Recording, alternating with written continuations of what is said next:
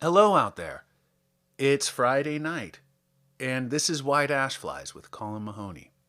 I hope you all had a good week and are looking forward to an even better weekend.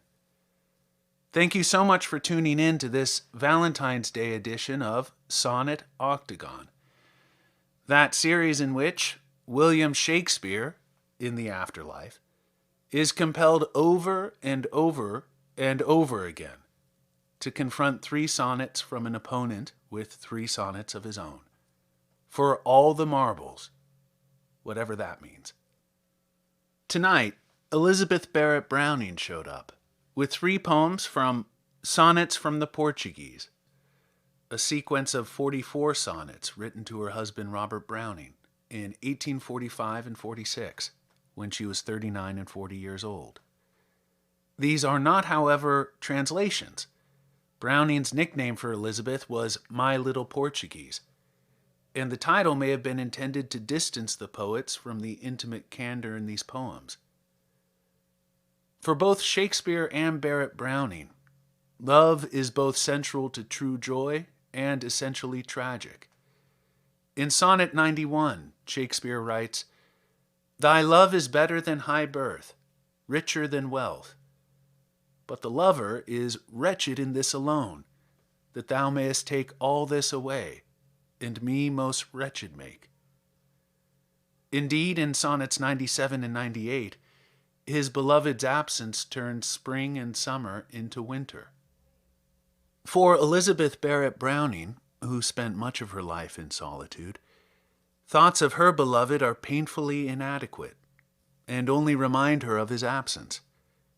"Because," she writes, "in this deep joy to see and hear thee, and breathe within thy shadow a new air, I do not think of thee.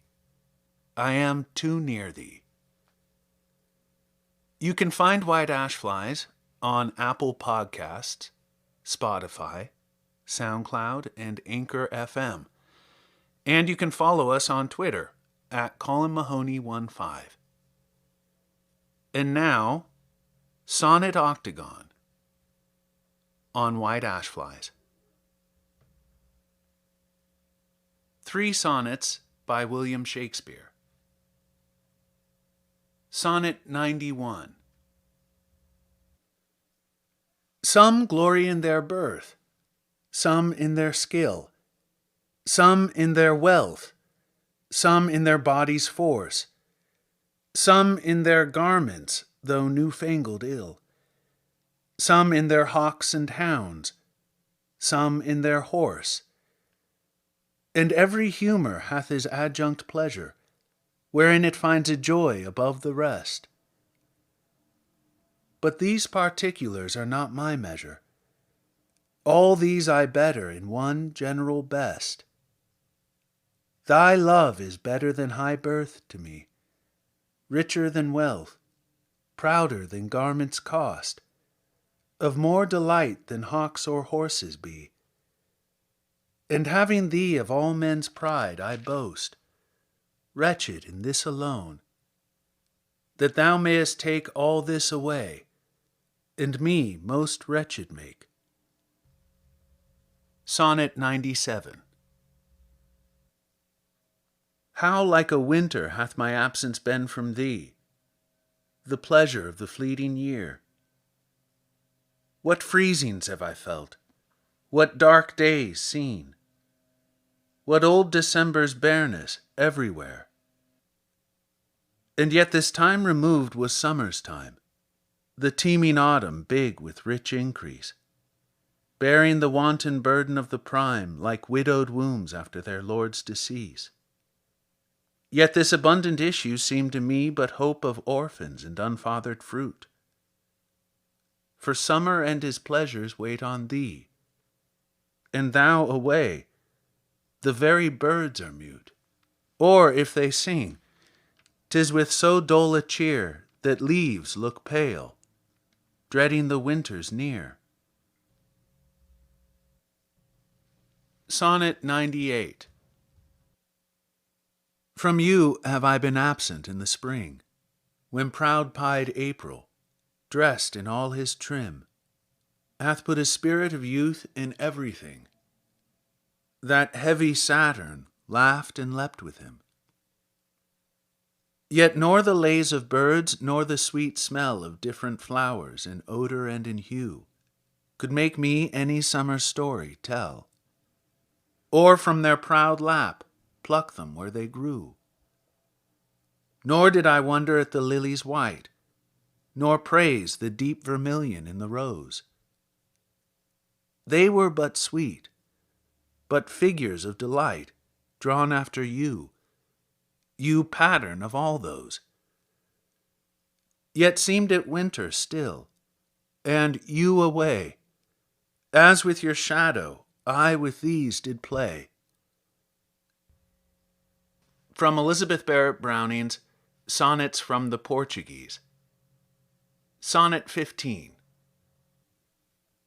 Accuse me not, beseech thee, that I wear too calm and sad a face in front of thine.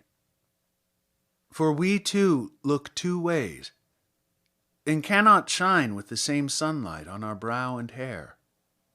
On me thou lookest with no doubting care, as on a bee shut in a crystalline, since sorrow hath shut me safe in love's divine. And to spread wing and fly in the outer air were most impossible failure, if I strove to fail so. But I look on thee, beholding, besides love, the end of love, hearing oblivion beyond memory, as one who sits and gazes from above, over the rivers to the bitter sea.